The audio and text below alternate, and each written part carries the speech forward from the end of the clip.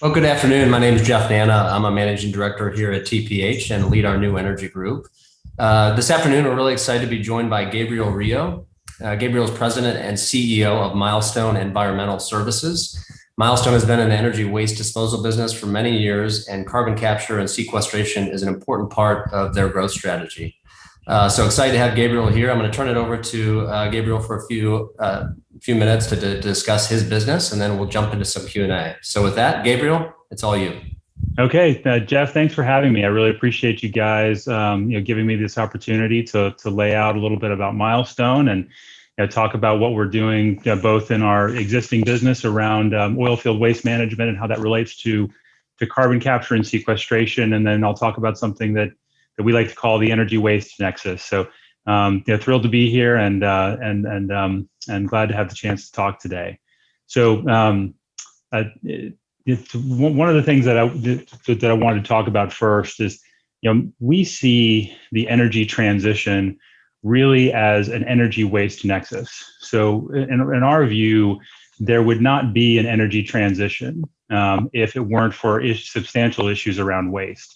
What do I mean by that, right? In our old energy economy, primarily focused around oil and gas, the biggest waste stream that comes from that combustion process of fossil fuels is carbon dioxide. And carbon dioxide is really the reason, the increasing CO2 concentration in the atmosphere that is coming primarily from the burning of fossil fuels is what's leading us to transition to different types of energy. So there has been in the old energy economy, there's a lot of waste streams that need to be managed, and Milestone really exists to help that happen. But even as we move into new sources of energy, as we think about wind and we think about solar and we think about nuclear energy as well, even renewable power generates tons and tons of waste. So for example, wind energy has blades on the turbines that need to be replaced every 5 to 10 years. Those need to go somewhere, and quite often those waste streams are not being managed properly today as we rush into this transition. The same is true of solar panels, right? Solar panels get damaged, solar panels wear out and need to be replaced every so often, and those waste streams need to be managed as well. So and a huge piece of this energy transition is going to require carbon capture and sequestration, because there are a lot of pieces of our economy today that are really just very difficult to electrify and very difficult to decarbonize without having some sort of an offset with carbon capture and sequestration. I'm certainly not a person that thinks that carbon capture and sequestration can solve everything in our energy transition, but it does need to be a really important piece of the transition as we try to reduce our carbon footprint. If we go to the next slide, carbon capture and sequestration is one of the areas that Milestone is going to focus on to drive the growth of our business for the next 10 years.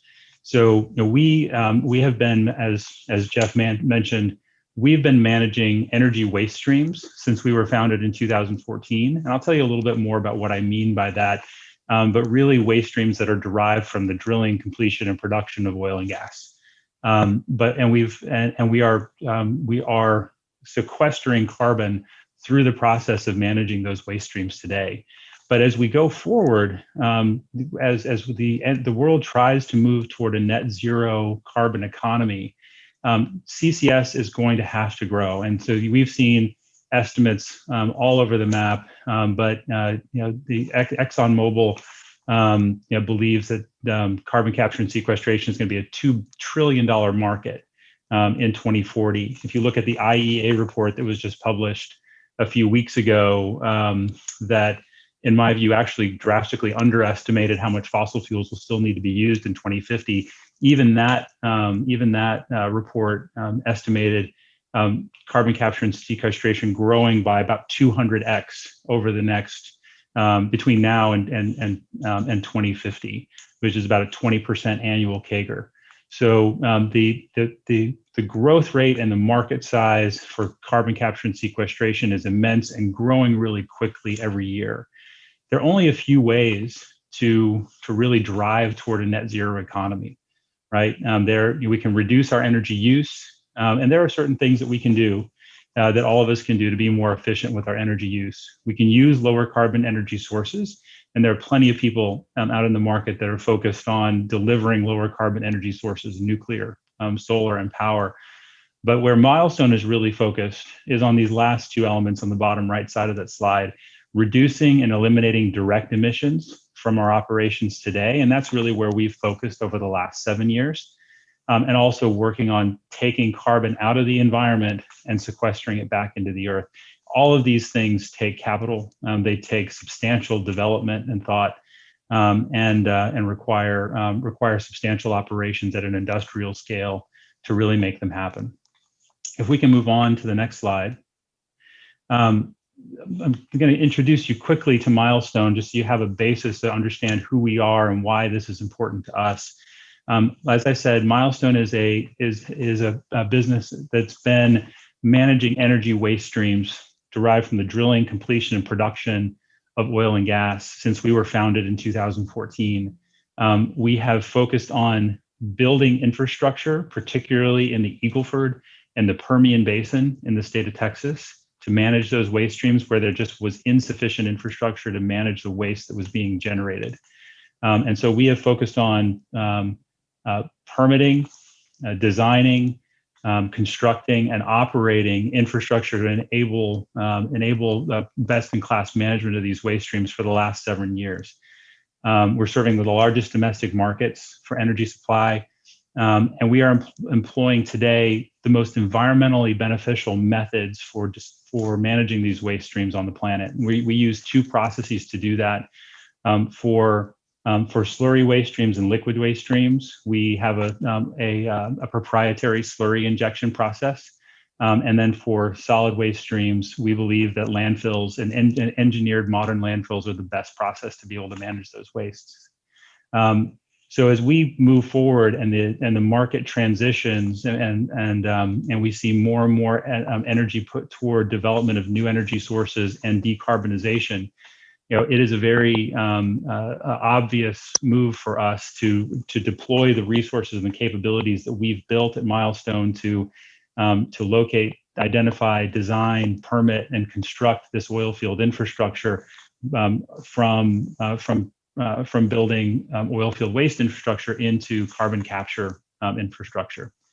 If we can move on to the next slide. I'll talk a little bit more about how the skill sets that we've developed enable us to move into carbon capture. One other thing that I'd like to let everyone know is that just this week we've made significant moves to create a business unit within Milestone to focus purely on carbon capture and sequestration of traditional CO2 streams, which is different than what we've done before, and we've made some significant steps along that this week. If we can move to the next page. Again, I'm going to go back and talk a little bit about what Milestone does today. As I said, we manage energy waste streams. So when you're drilling oil and gas wells, you have spent oil-based mud, spent water-based mud. You have dirty water, oily and dirty water waste streams that build up in reserve pits, rainwater that collects on site. All this material gets contaminated principally with hydrocarbons and salt, and then whatever chemistry you're using to make those drilling muds, as well as whatever material you happen to be drilling through. So those waste streams combined with drill cuttings, also tank bottoms, and produced water that come from the production process, and then ultimately even the decommissioning of oil and gas sites. So you have old reserve pits that need to be cleaned up, decommissioning of old tank batteries, or cleaning up spills. All that contaminated soil is something that Milestone specializes in today. If we move to the next page, our primary process for dealing with these waste streams today is through a slurry injection process. So slurry injection has some similarities to saltwater disposal, but it's a different animal. So we are taking again several different kinds of waste streams that are generated in oil and gas operations, generally wastes that are too dirty to be put into a saltwater disposal well. And by too dirty, I mean that they have too high of a solids content. They'll plug up surface equipment, they'll plug up injection wells. So we're taking that oil-based mud, the water-based mud, the tank bottoms. We're taking all that material together, together with water from the oil field as well. We're processing it, we're blending it, we're creating a slurry of the right consistency, and then we are also locating our facilities on top of specialized geology that is highly permeable and highly porous, that is going to be both exceptionally receptive to being able to take these wastes, as well as extraordinarily protected, meaning that it has multiple confining layers above the injection zone, which makes sure that the waste stays where we intend it to go. We are very careful about the construction of these sites. We have multiple layers of casing cement and cement in the wellbore itself. We never re-enter old producing wells. We're always drilling these wells ourselves because the construction of those wells is specialized. And we're injecting again into specialized geology that we've done the homework on, that we know is both receptive and protected. And then at the surface facility, we're also very careful about how we design and operate our surface facilities so that waste never touches the ground at a milestone location. We have concrete, concrete containment and sophisticated liner systems and a minimal surface footprint. So we're able to take this waste that would otherwise, legally in the state of Texas in particular, it's still legal for oil and gas operators to leave that, that drilling waste in a reserve pit and just bury it on the surface owner's property, or spread it on the land apply it and spread it on the ranch behind the drilling location and till it in with the soil.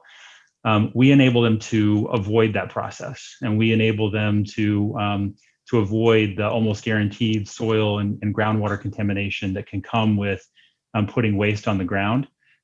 We enable them to avoid that by bringing it to a milestone facility, which again has that minimal surface footprint. We protect that material from ever touching the ground, and then we inject it into very protected and isolated zones. If we can move to the next slide, please.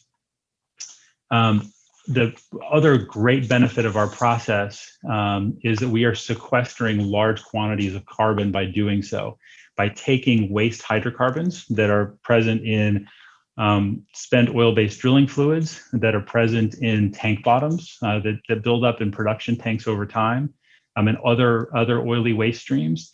By re-injecting those waste hydrocarbons and putting them back into the earth, we are sequestering, we have, through that process, we have sequestered almost 2 million tons of CO2 since we were founded in 2014.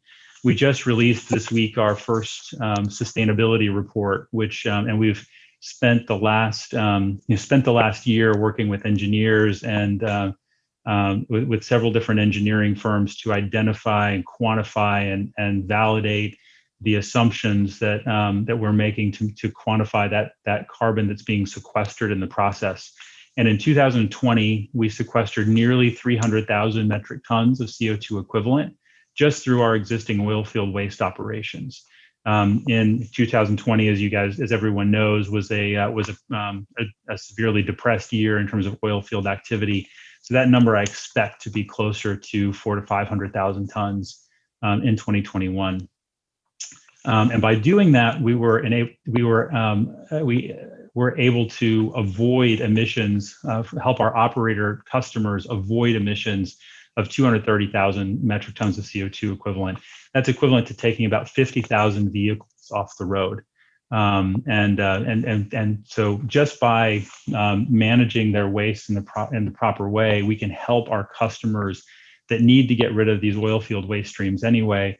We can help our customers, get closer to achieving their own net zero goals by just managing waste streams in the proper way. Moving to the next slide, the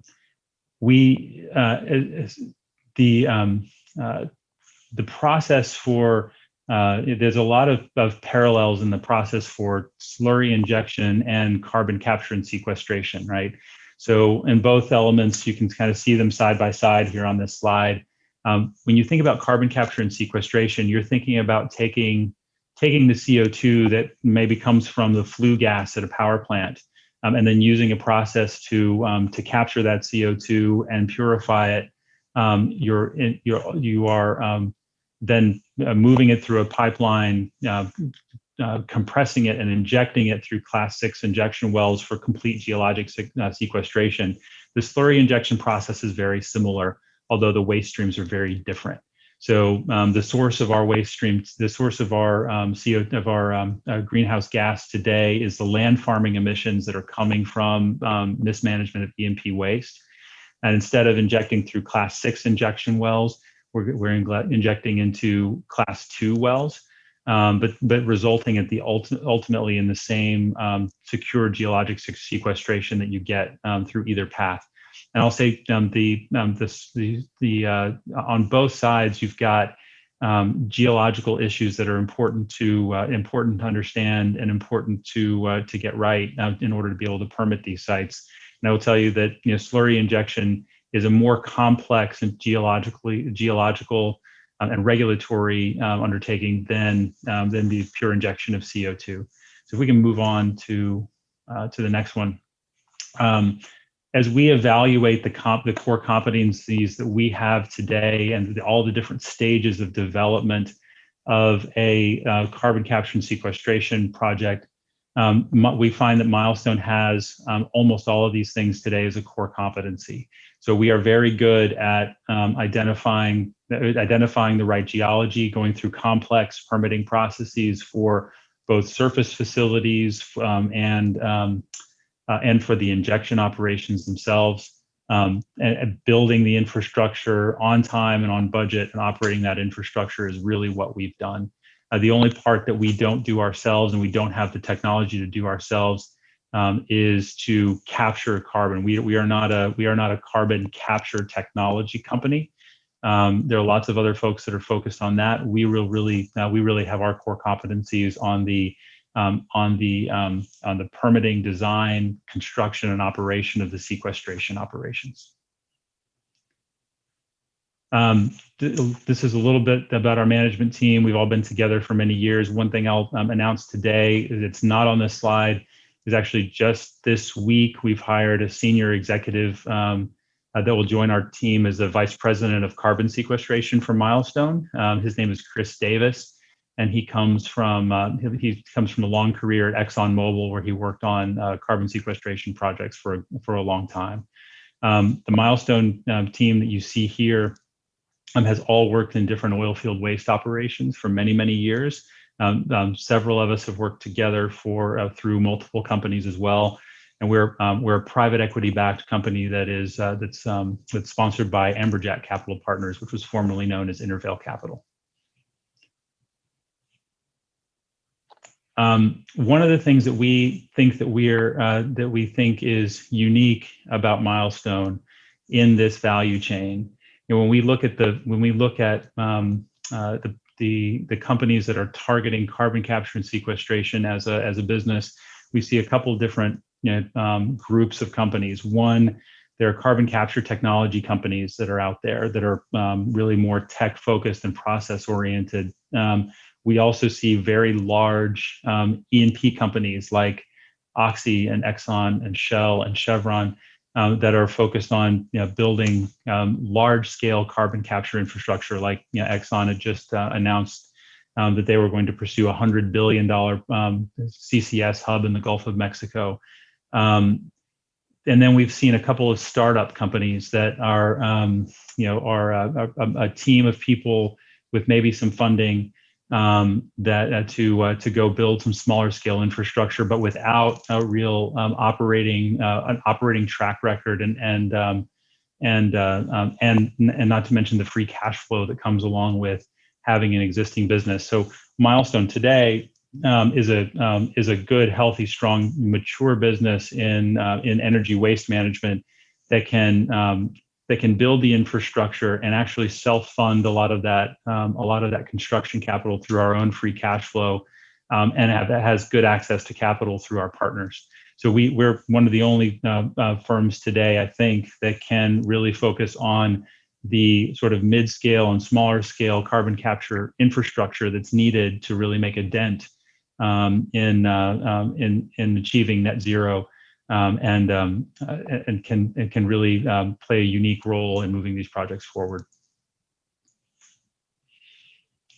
The last thing I'll mention, I think there are, since this is a new space, carbon capture and sequestration, while the technology and the processes have been around for decades, the amount of development that's required for this to make a significant dent in the energy transition going forward is going to require us to make some of these projects smaller scale and streamline some of this project development. And we've got a couple of concepts around that I'd like to share.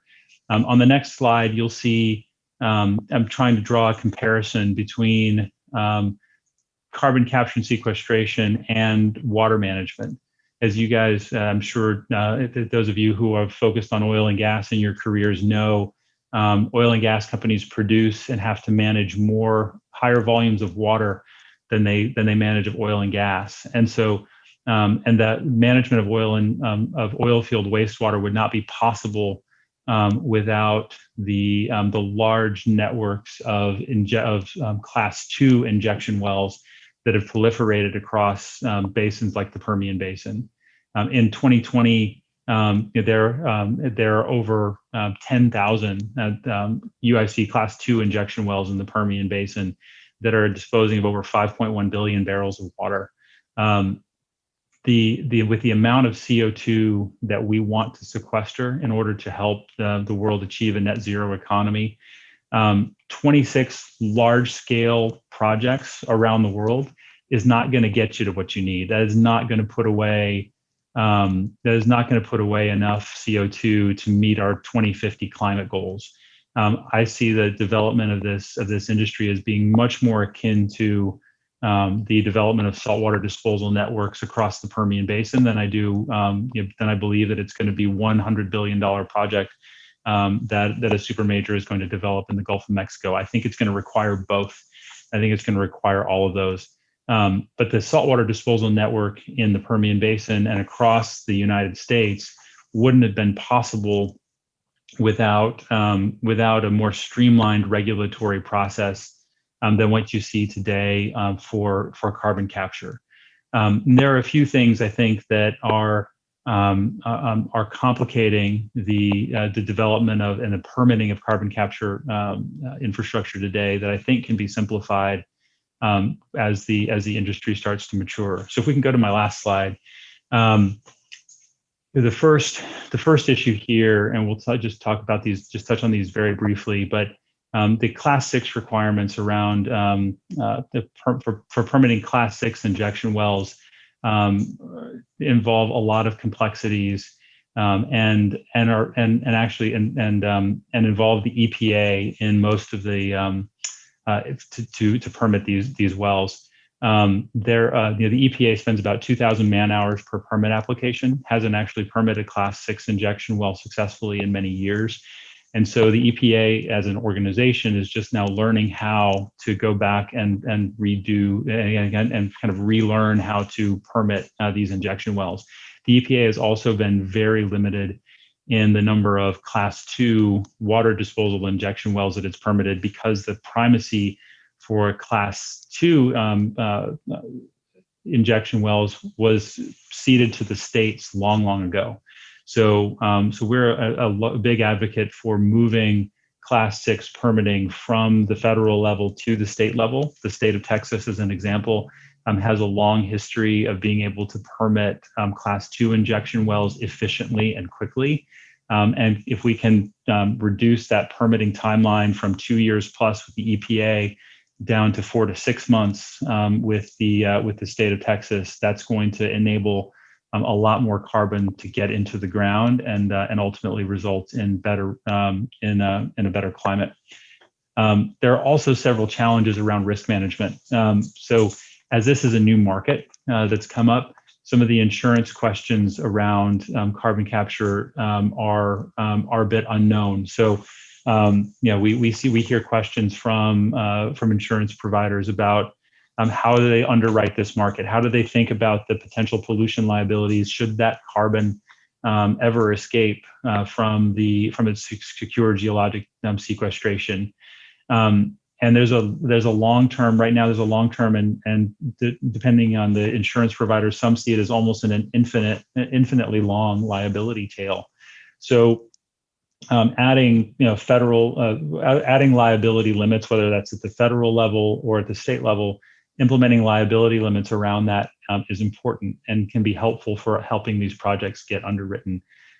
So clarifying those risks, and also putting some common sense liability limits around that. For example, my understanding is that if you inject carbon dioxide into saline formations, that over time chemical reactions occur in those formations that actually lock up that CO2 and really make it impossible to produce going forward. So it doesn't make sense to have a long-term liability tail if over the course of several years that CO2 is effectively going to be mineralized downhole and is never going to escape. One of the biggest issues as well that we see is kind of a lack of certainty and almost a land grab around pore space.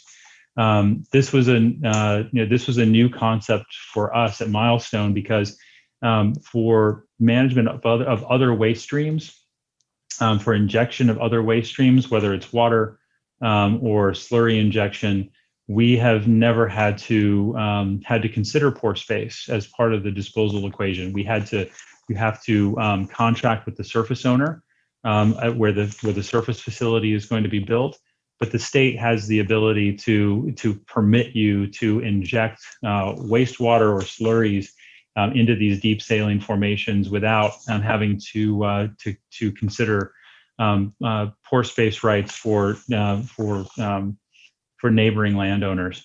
And if this is a result of, and my understanding is a result of the federal government defining carbon capture and sequestration not as a disposal operation, which is really what it is at the end of the day. We are taking CO2 out of the atmosphere and we are putting it permanently into the ground. That's what disposal is.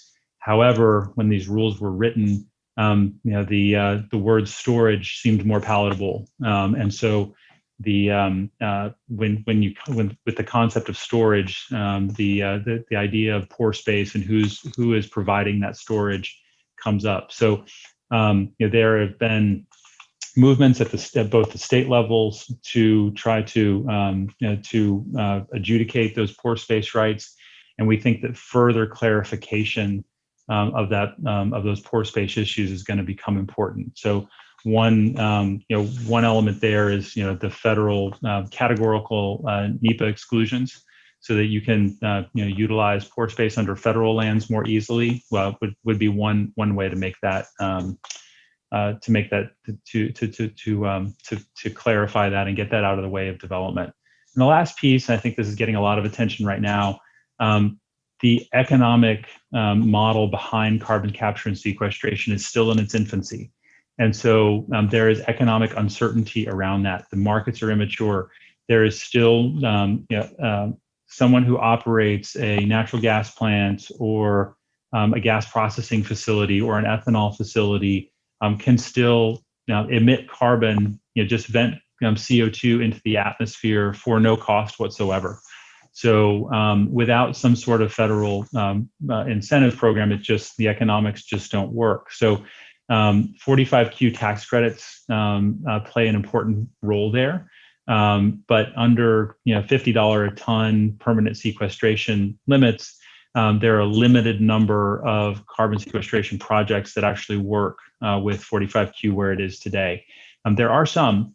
And there are some there are several that Milestone is focused on, but we believe that over time the financial incentives for carbon capture and sequestration need to continue to improve. So there's a bill working its way through Washington D.C. right now to adjust that upward from $50 a ton to $85 a ton for pure sequestration. We understand it's a little bit more difficult to get enhanced credit for EOR, which is now pegged at $35 a ton. But we believe that moving that limit up from $50 a ton to $85 for permanent sequestration and Class VI disposal of carbon dioxide is a big step in the right direction. Also moving from from a 12-year program to a 20-year program certainly helps the economics.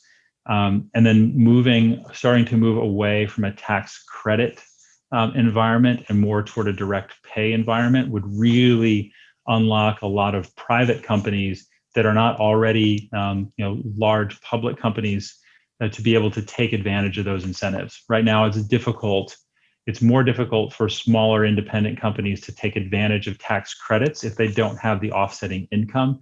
And so they have to take a large discount when they sell those credits into the market under complicated tax equity structures.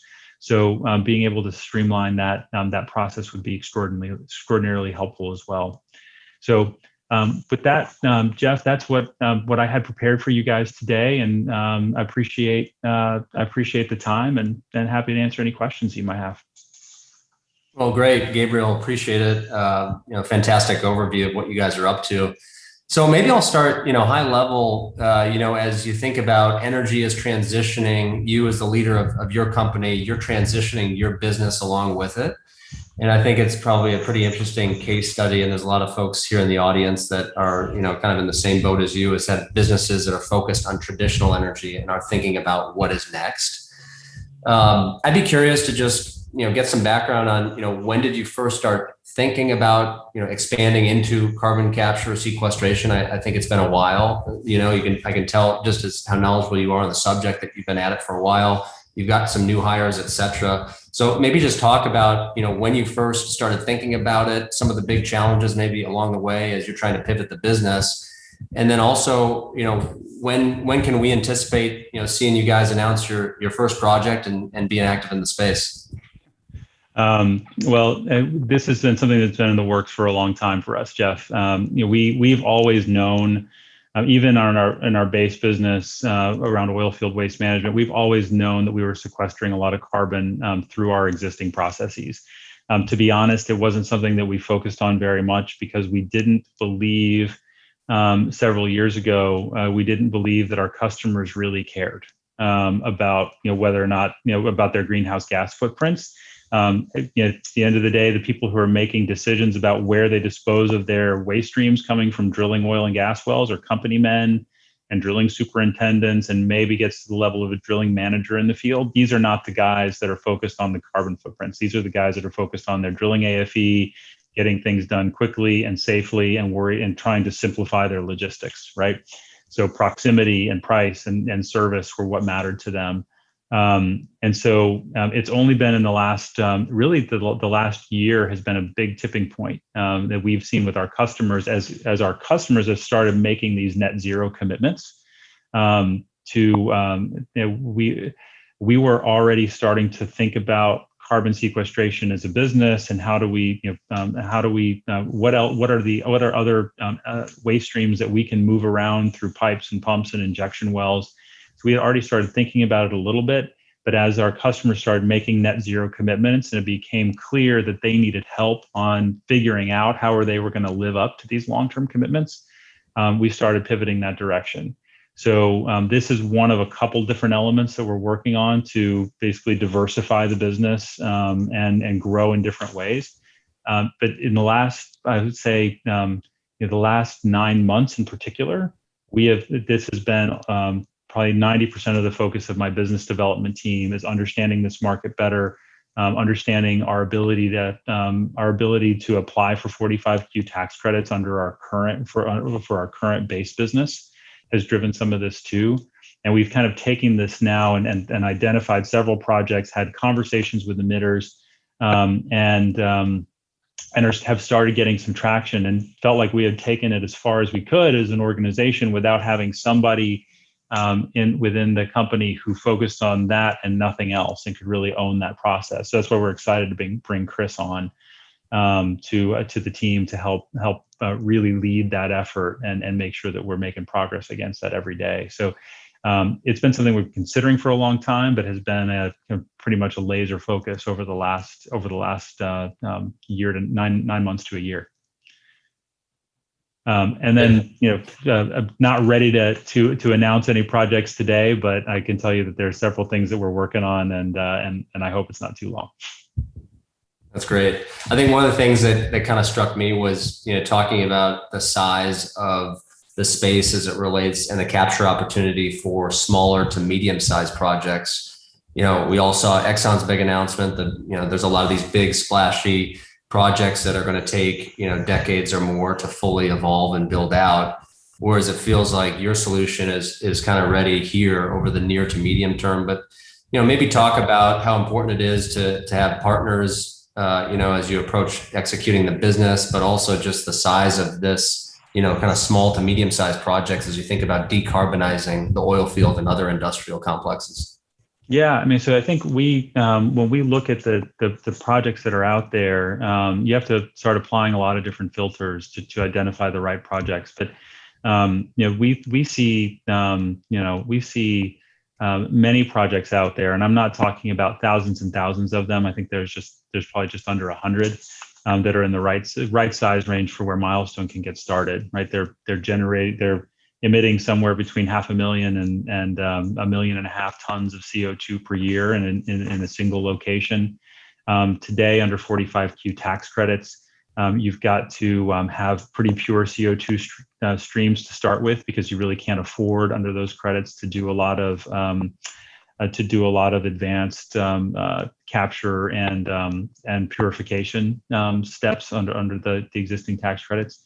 So we think that there are several projects out there that are like that, that are also close to geologic formations where they can be stored. So being able to say, okay, well, where do we have carbon that's cheap to capture, that's cheap to transport because it's close to some geologic formations where we think we can dispose of it, and where you can aggregate enough pore space to be able to permit a Class VI injection well and really be able to put that CO2 away.